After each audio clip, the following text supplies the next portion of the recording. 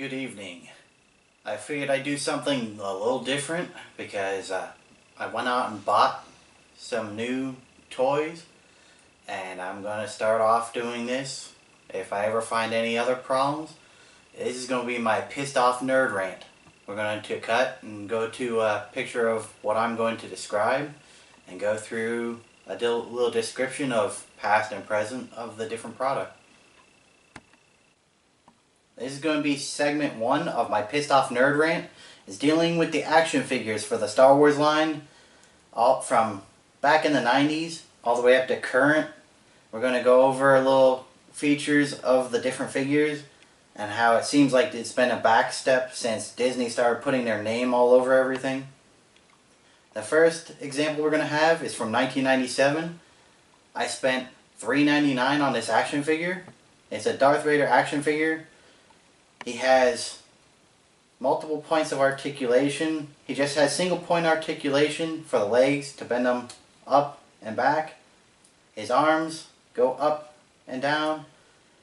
His right arm swivels in and out right around the elbow joint. His wrist can be positioned in different directions, swiveling around for lightsaber action. And then he has his head moves back and forth. He has articulation in his waist to move him. Removable cape. A removable helmet. This was back in 1997 for $3.99. Moving on to 2004, they started upgrading stuff, adding cloth pieces to some of their action figures. I spent about $5 on this action figure.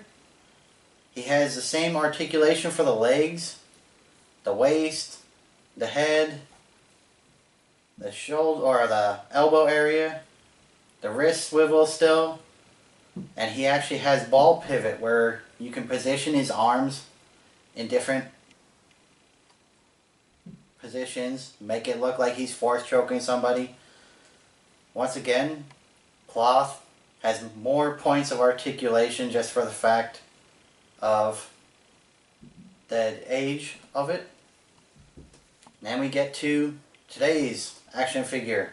For the basic action figures, it's a Stormtrooper I picked up today.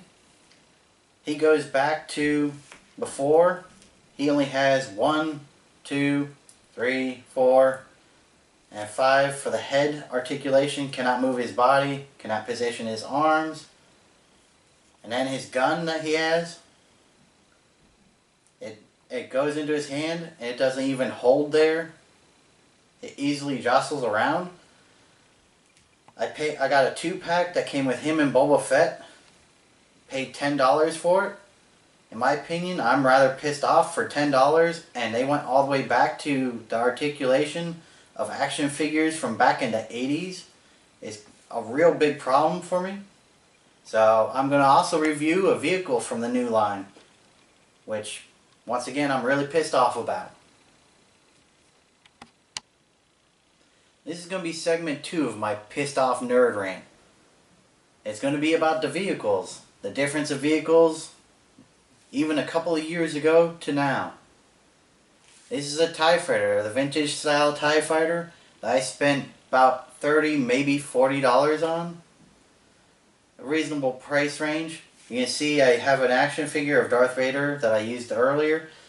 As a comparison for size, to give you a scale of how big this vehicle is, what I'm going to do is I'm going to show you this. It has an opening cockpit. I'm going to flip this around. Inside we actually have all sorts of little cockpit gear, like the handles and everything. There's stickers for different like stuff on the sides. This one, it also has the ejecting panels for the TIE Fighter.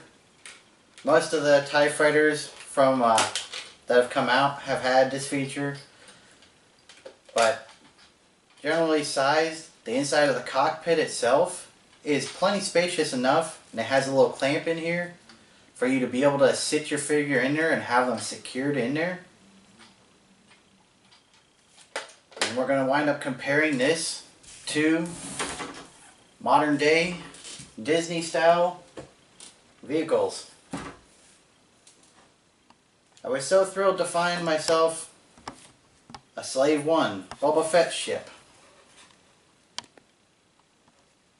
When you look at this ship, first thing you notice, Boba Fett. This is a Boba Fett from the 2-pack that I got. Boba Fett next to his ship. How are the mechanics for this ship that you're going to fit this action figure into this tiny space?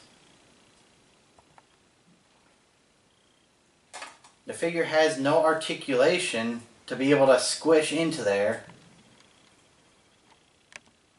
without having to jam him in there and not get him back out.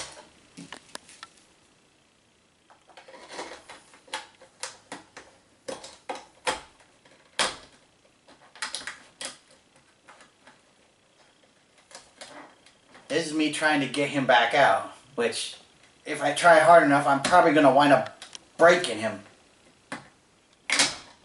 Well, luckily not, but you get my point.